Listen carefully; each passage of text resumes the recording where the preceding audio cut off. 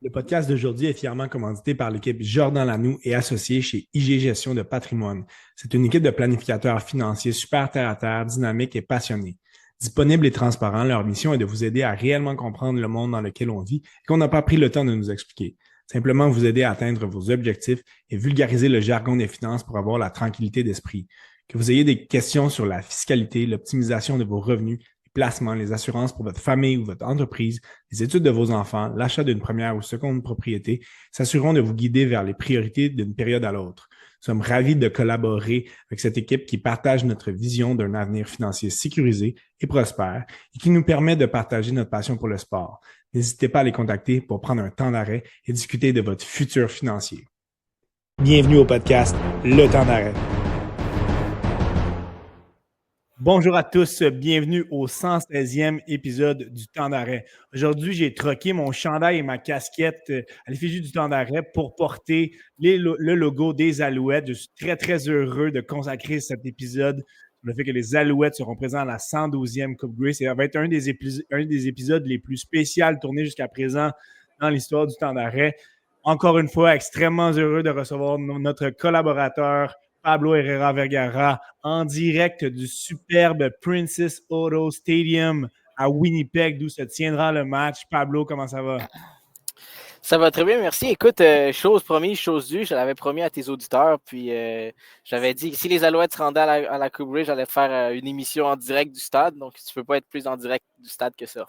C'est fantastique. Puis, on s'était fait, nous, au revoir, mais les Alouettes en ont décidé d'autrement.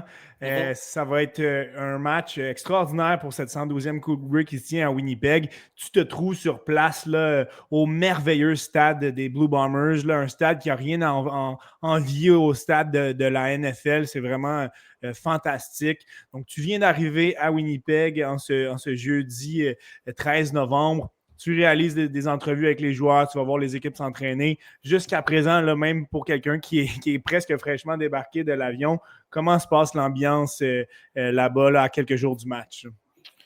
Ben, écoute, c'est la troisième Coupe Grey que je couvre, puis à chaque fois, il y a toujours un engouement. Peu importe les équipes qui sont présentes, tu sens vraiment qu'il y a quelque chose de spécial cette semaine. Puis tu regardes les deux équipes, vraiment, on est gonflé à bloc, puis on est prêt à en découdre dimanche soir. Du côté des Alouettes, aujourd'hui, on a tenu un entraînement à huis clos, dans le fond, donc aucun journaliste, aucun photographe, personne n'avait accès au terrain. Donc, dans le fond, les Alouettes ont pu justement tester des stratégies, faire des choses que justement, il ne voulait pas que personne ne voit justement pour se préparer pour dimanche.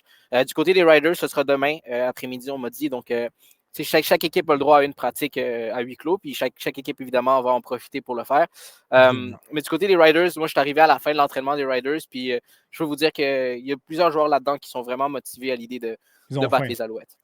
On Oh, va ouais. revenir rapidement là, sur les matchs de la semaine passée. On va parler un petit peu du statut des Alouettes. Puis si tu veux bien faire quelques comparaisons clés entre positions où Ouais, on va essayer de absolument. départager là, les favoris à droite et à gauche. Simplement pour avertir nos auditeurs qui sont en auditif, vous ne voyez peut-être pas, mais Pablo est directement au stade, assis dans le stade. Donc, en ce moment, on fait des tests de son dans le stade Princess Auto Stadium. Donc, possible que certains sons paraissent étranges. C'est tout à fait normal. Ça fait partie de la réalité journalistique. Et c'est une grande chance qu'on ait Pablo directement sur le terrain comme ça. On revient, si tu veux bien, sur les matchs de la semaine passée. Là.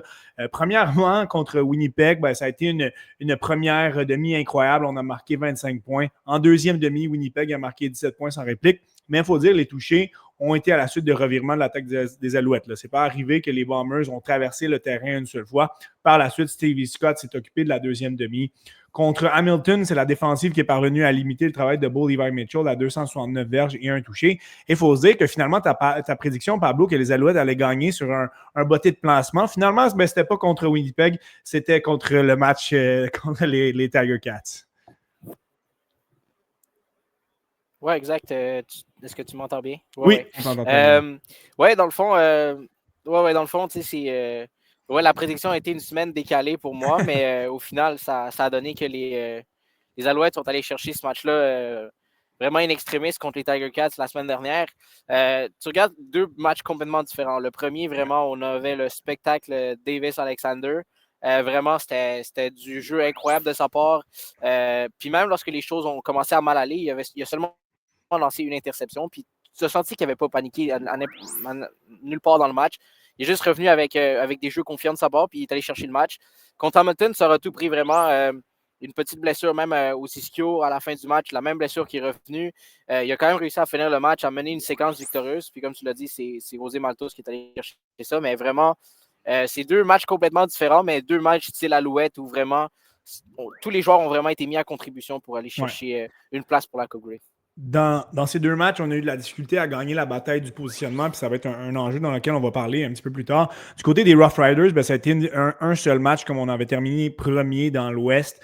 Une courte victoire dans un match complètement enlevant là, de 24-21 contre les Lions. En fin de match, on a arrêté 2 fois l'attaque des Lions pour prendre possession du ballon, marquer un placement, puis y aller avec un toucher finalement.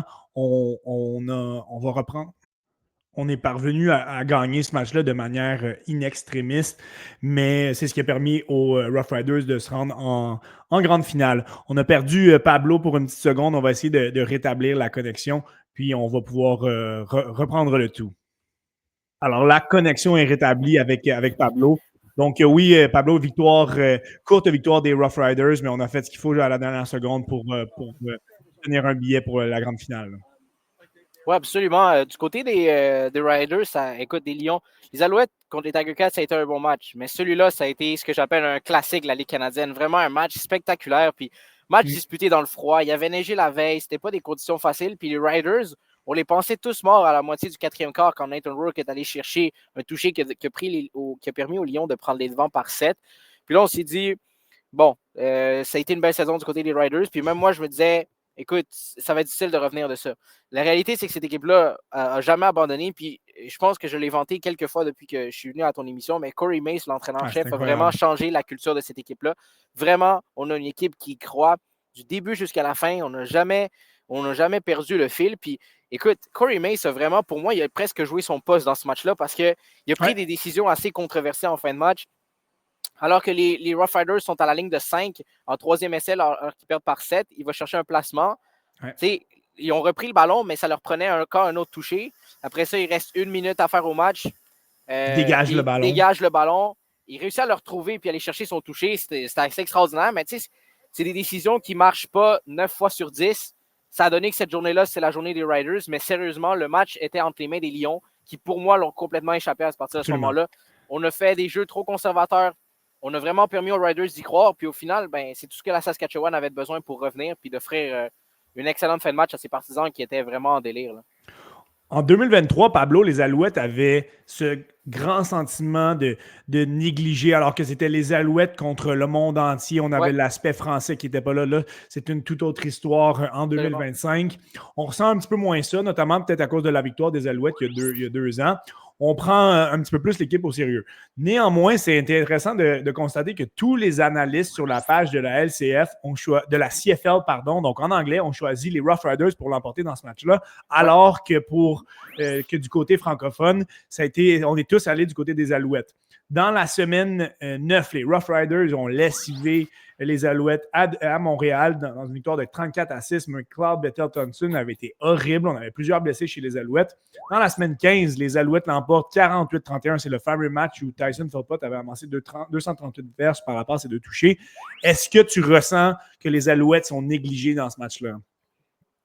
Écoute, c'est le sentiment que les Alouettes veulent avoir. Puis je te garantis une chose. Ces gars-là, ils carburent à ce type de choses sur les réseaux sociaux. Tu vois qu'ils sont négligés, tout ça. Donc, pour eux autres, c'est vraiment un match où tu te dis, bon, c'est le temps de prouver au monde qu'il y avait tort de ne pas croire en nous. Puis les Alouettes se sentent parfaitement à l'aise dans ce rôle de négligé. Est-ce qu'ils le sont? Selon les paroles au livre, ils le sont.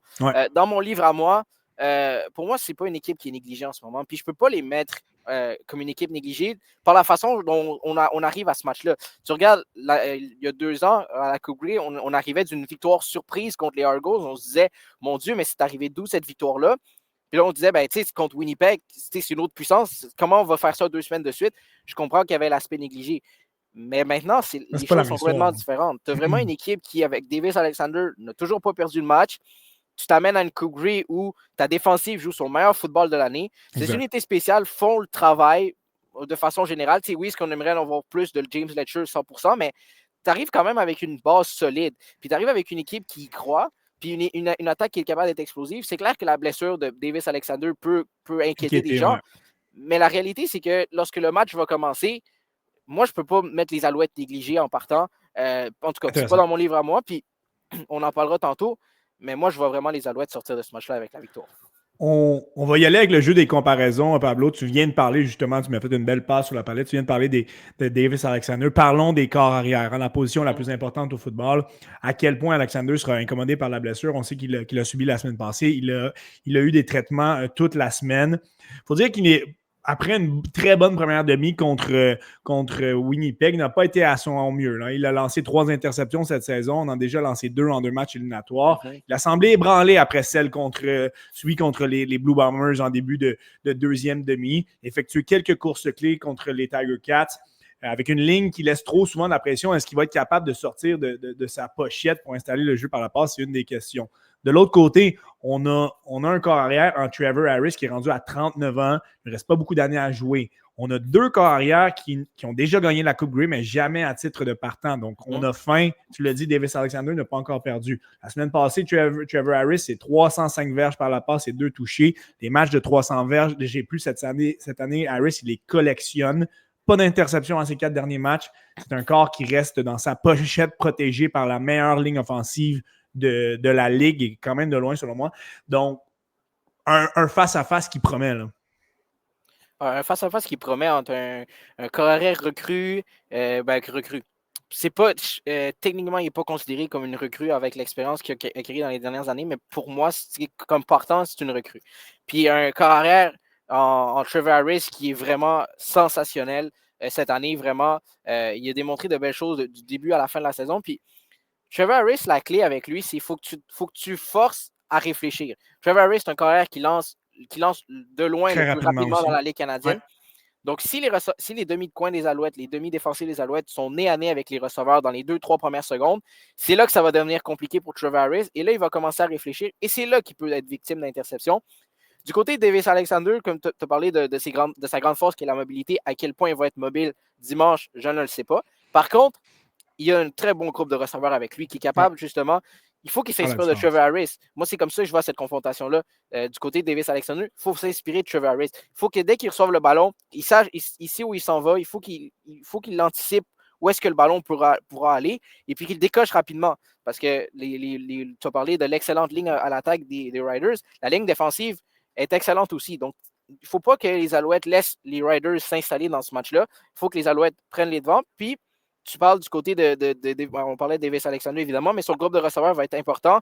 Les passes rapides dans le flanc, on risque d'en voir à la tonne parce que c'est le type de jeu où si tu n'as pas besoin de penser, tu lances le ballon puis tu laisses ton receveur travailler.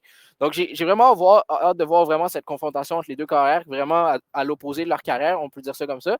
Mais vraiment, ça va être tout un spectacle, définitivement. En un mot, pour terminer le bloc sur les carrières, avantage Alouette ou Rough Riders pour les carrières? Ben écoute, ça va dépendre de l'état de santé de Davis Alexander, mais j'ai pas le choix d'aller avec Alexander pour commencer le match. C'est vraiment ce qu'il a démontré cette année, c'est vraiment spectaculaire. Tu as parlé de la position de receveur de passe, on y vient. Du côté des Alouettes, on a un Sneed, Mac, Philpott, Rambo qui a eu un impact certain, surtout la semaine passée, gros attrapé clé, Cole Speaker au besoin. On peut tous connaître un bon match dimanche, c'est ça la force des Alouettes. De l'autre côté, on sera possiblement privé là, d'un meneur en saison, là, Keyshawn Johnson, et il manque des informations sur lui. Dante Mayers a eu un gros impact cette année, mais a été discret la semaine passée. C'est le Québécois Samuel Emilius qui s'est le plus imposé contre les Lions. Sinon, on a un groupe de receveurs canadiens potable. De mon côté, je vois un avantage aux Alouettes de ce côté-là. Est-ce que c'est la même chose de ton côté? Écoute, j'ai quasiment le goût de dire match nul pour vrai. Vraiment, moi, je trouve que les receveurs des Riders, on n'en parle pas suffisamment parce qu'on parle beaucoup de Trevor Harris qui complète beaucoup de ces passes-là. Mais tu regardes les receveurs font le travail d'une très, très bonne façon. Puis Keyshawn Johnson, la semaine dernière, il n'a pas joué dans la finale de l'Ouest. Puis ça a apparu parce que des fois, tu avais des confrontations que tu ne voulais pas avec un gars comme Duncan Busby, je ne veux pas le nommer, mais qui a échappé quelques ballons clés en fin de match, que justement, tu n'aurais pas eu si tu avais eu l'opportunité de Keyshawn Johnson, justement, qui vraiment a connu une saison phénoménale de son côté. Donc, pour moi, je vais aller avec un match nul. Les deux unités peuvent se lever pour moi. As-tu des informations si Johnson va être présent? Écoute, il s'est entraîné de façon limitée hier, de façon complète aujourd'hui. Donc, écoute, je ne suis pas devin, mais j'ai l'impression qu'il va jouer ce match-là. Écoute, pour moi, c'est un match beaucoup trop important pour que les Riders décident de ne pas l'habiller. Puis, du côté des Alouettes, il y a Austin Mack, la situation qui continue un peu d'inquiéter parce qu'il ne s'est pas entraîné hier. En fait, il s'est entraîné officiellement hier de manière limitée. Limité, oui. Mais la réalité, c'est qu'il n'a pas fait aucun exercice comme poste de receveur. Il était vraiment avec le thérapeute pendant tout l'entraînement. Ça a été le cas aujourd'hui. Du côté de Jason Moss, s'attend toujours à ce qu'il puisse jouer dimanche. Par contre, s'il y a deux clairement journées, pas à 100%. Oui, ben c'est ça. Mais s'il n'était déjà pas la semaine dernière, il était décision d'avant-match. Mais écoute, moi aussi, j'ai l'impression qu'on va le voir à Austin Mack. On va le voir en uniforme, mais oui, mais quel impact il aura. Quel impact, exact. Ça va être à déterminer.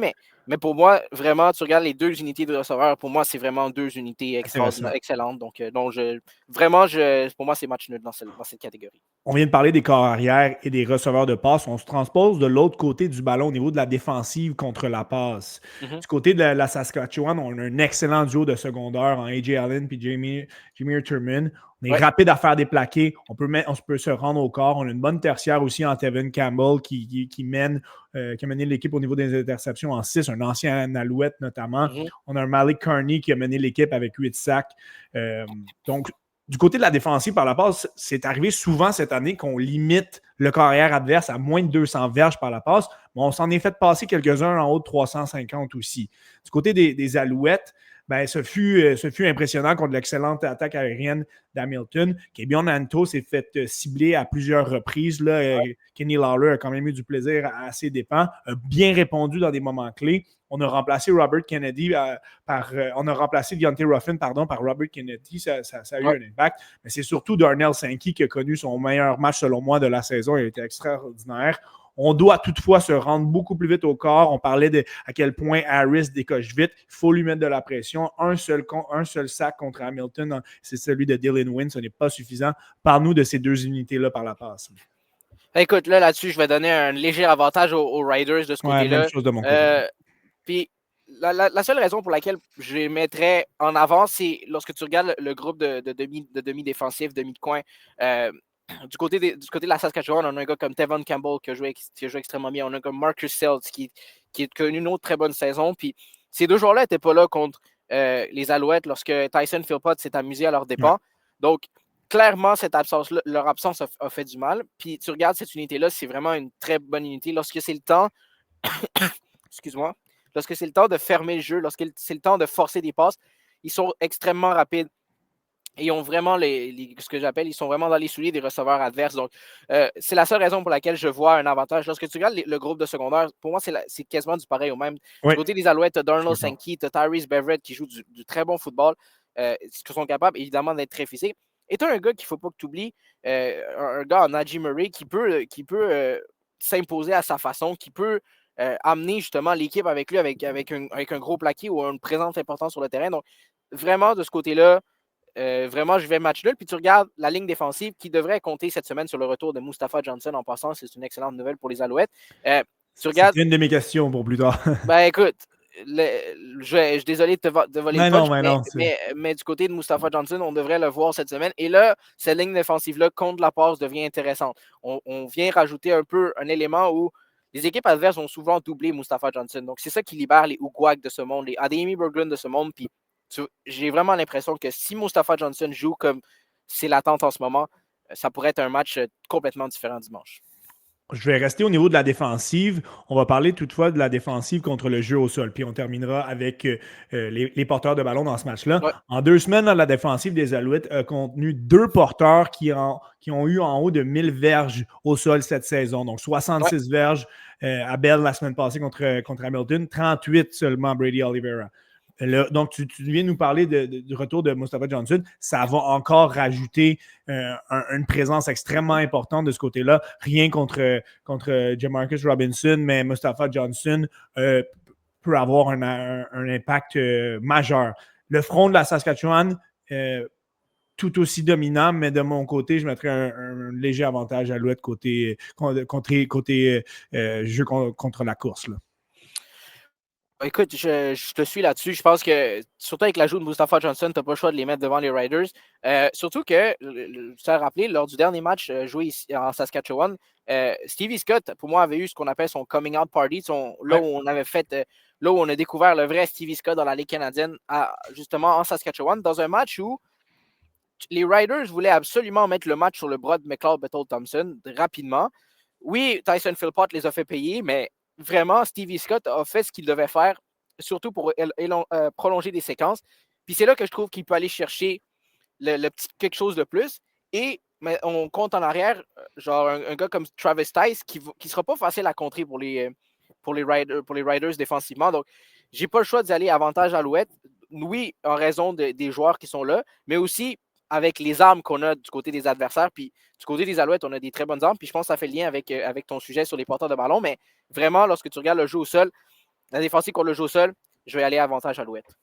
Absolument. Le jeu au sol, en terminant avec cela, c'est une facette extrêmement importante d'un match. On a vu quelques rencontres, justement, où on doit faire du football de rattrapage, où on a enlevé le ballon des mains de notre porteur de ballon. Ça va être un enjeu important pour les Alouettes, faire en sorte qu'AJ Ouellet court le moins possible. C'est ce qui s'est passé contre Winnipeg. On veut que ce soit la même chose contre les Rough Riders. Donc, les Alouettes doivent prendre les devants rapidement.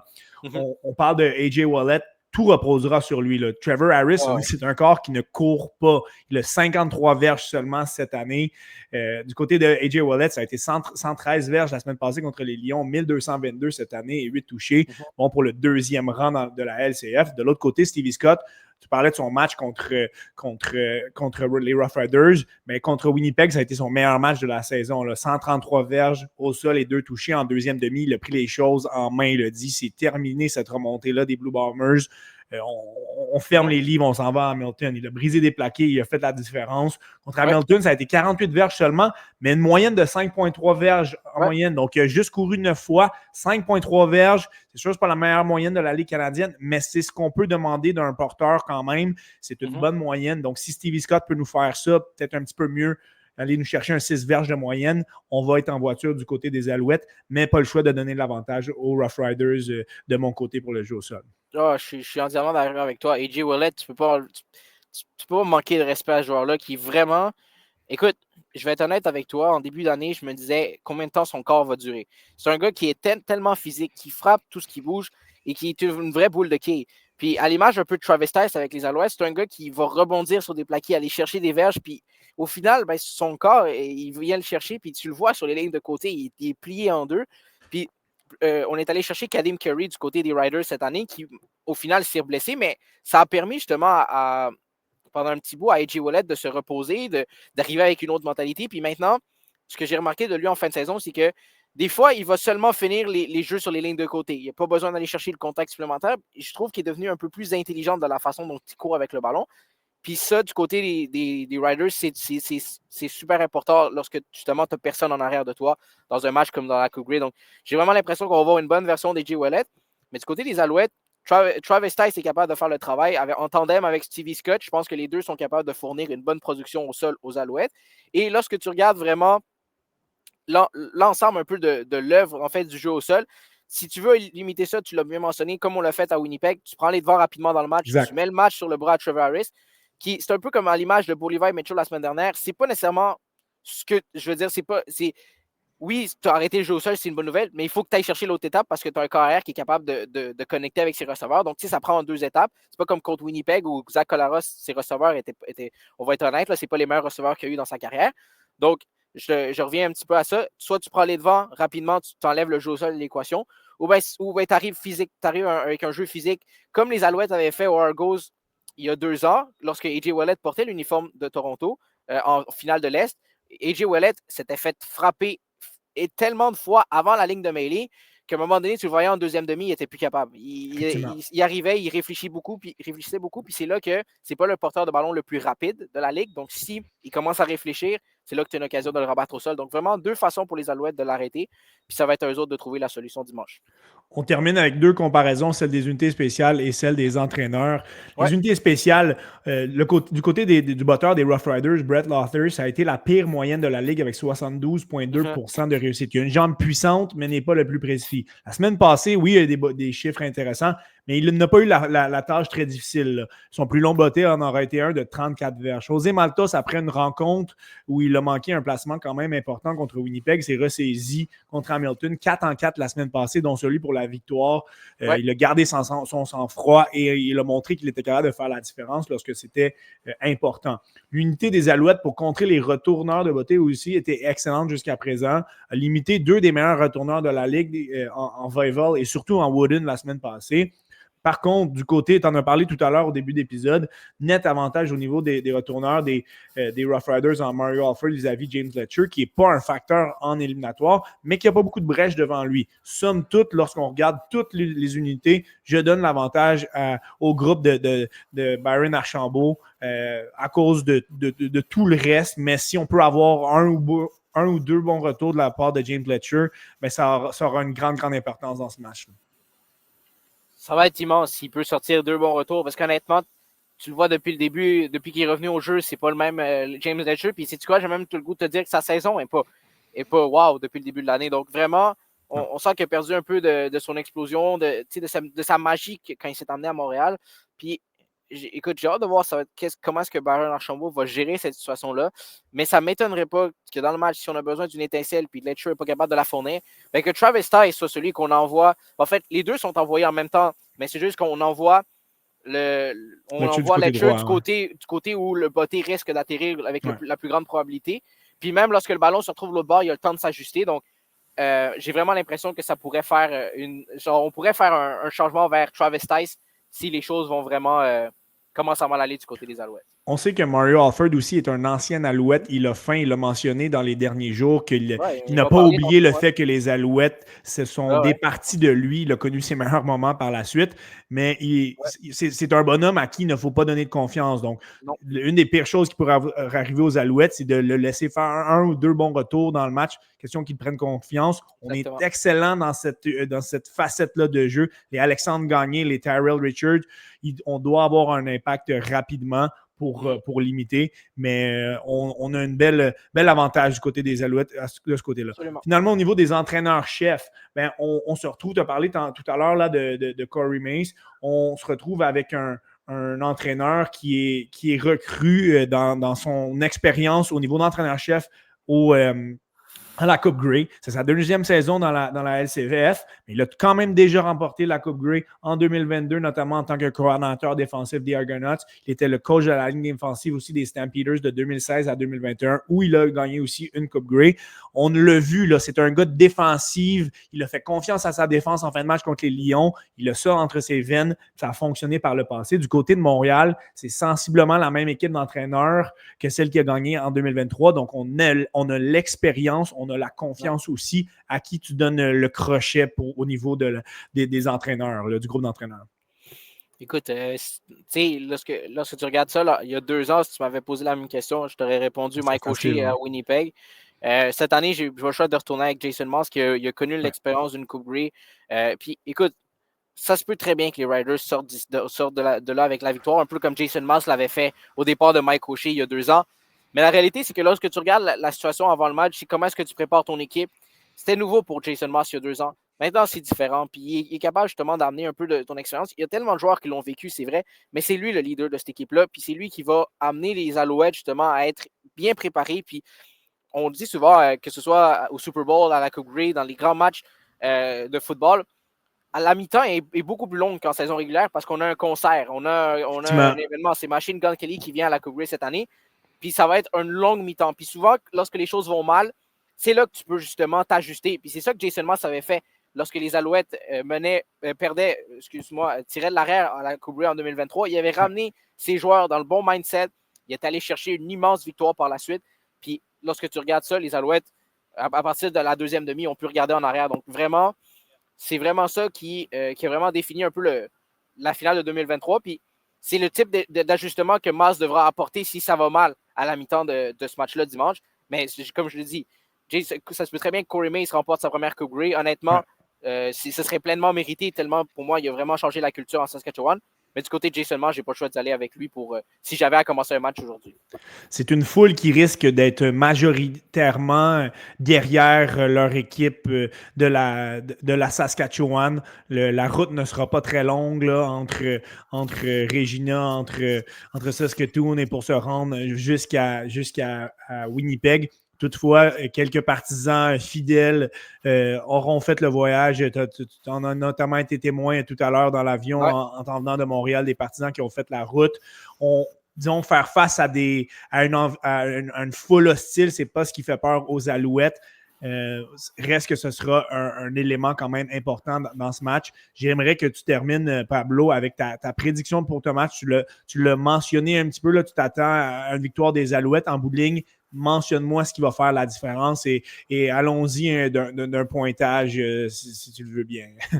Écoute, ça va me faire plaisir. Puis je vais commencer avec la prédiction pour la foule parce que, en fait, oui, c'est vrai qu'il y a beaucoup de partisans des Riders qui vont faire la route.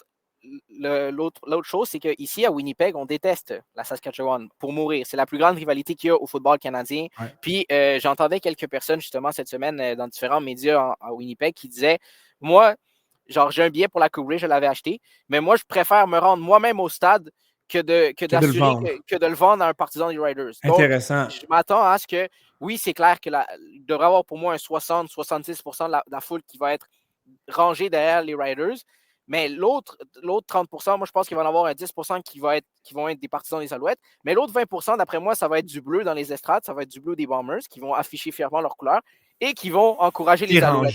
Ouais. Et qui vont vouloir déranger les Riders parce qu'au final, la chose qu'on veut vraiment pas voir ici à Winnipeg, c'est de voir les Riders célébrer au milieu du terrain à Winnipeg. Je te le dis, Étienne, c'est probablement la plus grande rivalité au football canadien. On saillit pour mourir. Et quand je te dis que, imagine, tu pourrais faire de l'argent en vendant un billet à un partisan des Riders, mais tu préfères te présenter au stade. C'est fantastique. Pour pas le vendre à un partisan des Riders.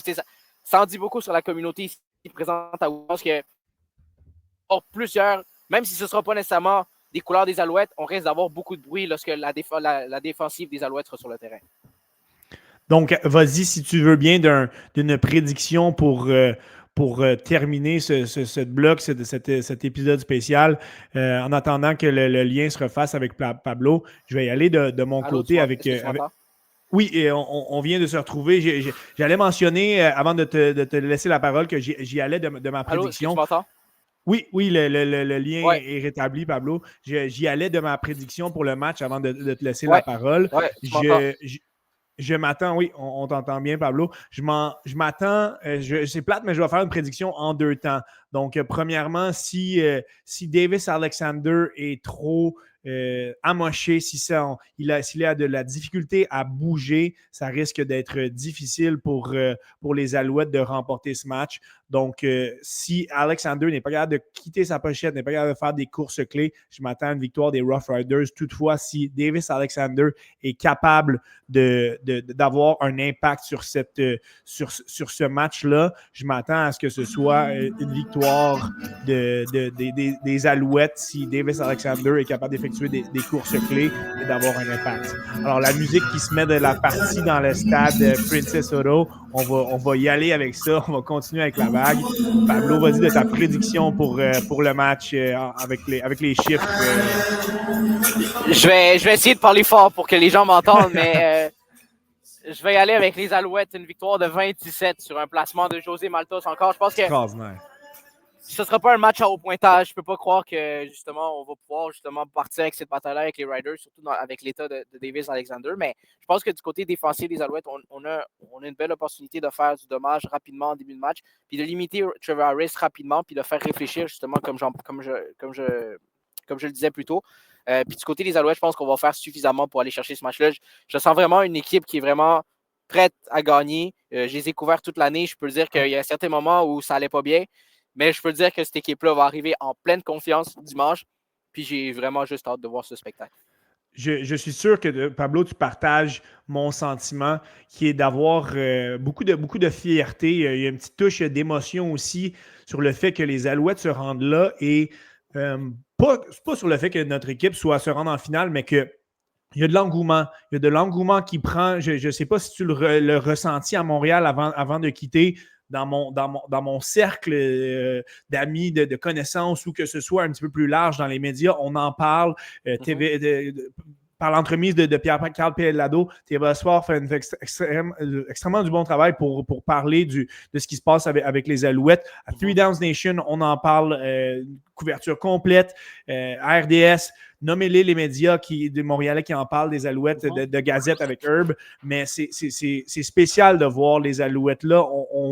Toi et moi, on se parle depuis plusieurs années. On veut qu'il y ait d'engouement autour des Alouettes, autour de cette ligue-là, et que ça se fasse par une présence des Alouettes à la Coupe Grey. Certains vont regarder leur premier match de l'année dimanche prochain, mais ça va se faire quand même. Puis c'est toujours très, très agréable, très spécial d'avoir les Alouettes dans une Coupe Grey. On va se souhaiter une victoire, évidemment, pour Montréal, pour le Québec en entier, pour le football ici. Je pense qu'on va avoir une très, très belle météo.